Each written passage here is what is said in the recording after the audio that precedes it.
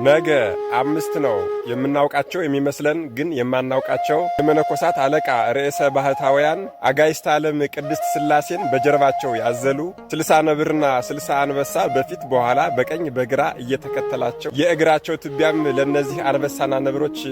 ትኩስ ሥጋ ሆኖላቸው ሲመገቡ የነበረ 562 ዘመን ሲኖሩ ምንም አይነት እህልም ሆነ ውሃ ያልቀመሱ እግዚአብሔር ከእናታቸው ማህፀን መርጧቸዋልና 10ሩን የብቃት ማዕረጋት የተጎናጸፉ እሳቸው ራሳቸው እሳት ናቸውና በመብረቅ ላይ ተጭነው የሚሄዱ ከእናቶች ማህፀን ከተወለዱት መጥምቀ መለኮትን የሚያክል ክቡር ሰው እንደሌለ ሁሉ እሳቸውን የሚመስል የሌለ የኔን ግርማ አጎናጽፌያለሁና ቅዱሳን ወዳጆች በሚያዩ ሰዓት ይፍሩ የተባሉ አይን ጥቅሻ 7ኛ ሰማይ ድረስ የሚሄዱና